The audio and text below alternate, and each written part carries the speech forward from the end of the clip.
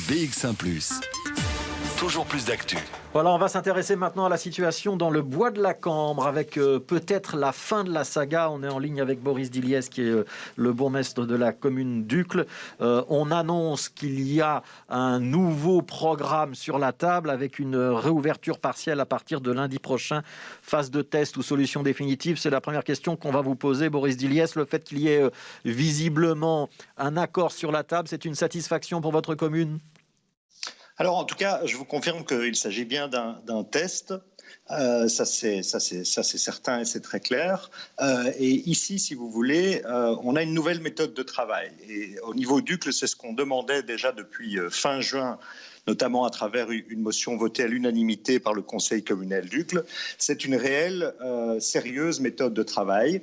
Et ici, bien, je constate que la ville de Bruxelles vient avec un plan qui rencontre toutes les demandes qui ont été faites depuis plusieurs mois par Uccle, mais également se conforme au jugement qui a condamné la ville de Bruxelles.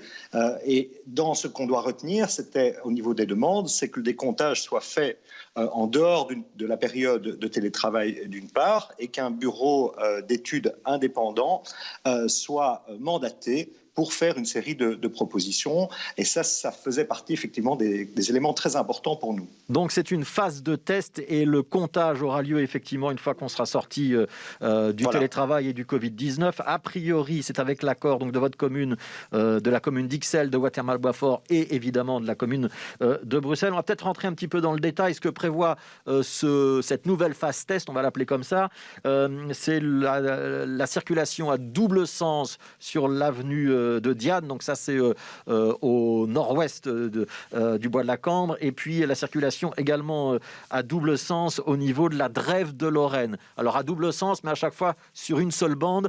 Ça rencontre vos principales revendications à Uccle? Ça permet de désengorger et de désenclaver la commune?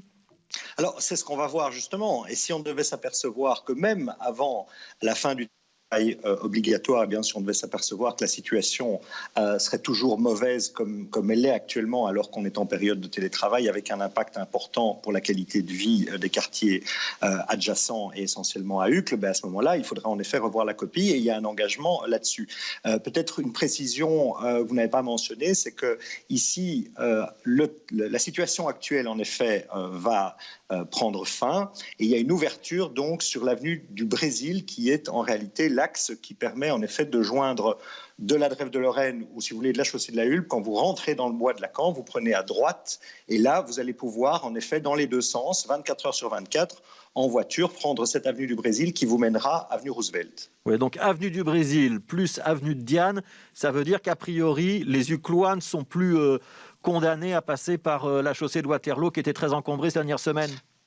Exactement, donc les Uclois seront de facto beaucoup moins encombrés. Maintenant, à nouveau, ça fait 20 ans, vous savez, qu'il y a ce débat sur le bois de la Cambre. Moi, je l'ai toujours dit, la ville est propriétaire de ce bois, donc je dois être pragmatique, mais faire respecter aussi la qualité de vie des Uclois. Ici, nous avons une méthode de travail qui, en tout cas, va dans la bonne direction. Là-dessus, je vous le confirme, je suis cohérent. Ouais. Donc c'est en test à partir de lundi prochain. On rappelle quand même que par contre le dimanche il n'y a plus du tout de circulation dans le bois et puis il y a d'autres aménagements comme l'installation de pistes cyclables et puis il y a un certain nombre d'avenues, donc l'avenue du Panorama, l'avenue de Grunendal par exemple, qui vont rester fermées à la circulation. J'ai bien entendu que c'était un test et que vous attendez de voir. Malgré tout, ça veut dire qu'on a retrouvé un petit peu le sens du compromis entre Uccle d'un côté et puis Bruxelles, Ixelles, Watermal-Boisfort de l'autre. Première question. Et deuxième question, est-ce que ça va laisser des traces entre les différentes communes, ce bras de fer là, qui a quand même duré plusieurs mois ? Alors non, là je peux vous dire que non, parce que encore une fois, moi je ne partage pas en effet la vision de départ de la ville de Bruxelles qui était même, souvenez-vous, mon collègue bourgmestre de la ville avait annoncé lors du premier confinement que son idée était même de fermer complètement le bois à l'automobile le plus rapidement possible. C'est sa vision, il a le droit de l'avoir, mais je ne la partage pas. Pour autant, non, pour moi ça ne doit pas laisser de traces, je ne suis pas du tout, si vous voulez, dans ce schéma-là. Ici, le jugement et la position d'Uccle est rencontrée. Et donc, à nouveau, bien entendu, il s'agit de dialoguer et de faire en sorte qu'on puisse avancer pour trouver un compromis. Vous savez, moi, je ne crois ni au tout vélo, ni au tout voiture. Mais je crois en effet qu'il y a un équilibre qui est nécessaire parce qu'il y a encore toute une série de personnes qui n'ont pas d'autre choix que d'utiliser leur véhicule. Et les renvoyer dans les quartiers où habitent les gens, ça n'est pas une bonne idée. Merci beaucoup, Boris Diliès. Et donc, on rappelle que ces nouveaux aménagements, cette nouvelle phase test, c'est à partir de lundi. Donc, à partir de lundi matin, l'avenue du Brésil et l'avenue de Diane à double sens dans le bois de la Cambre sur une bande de circulation.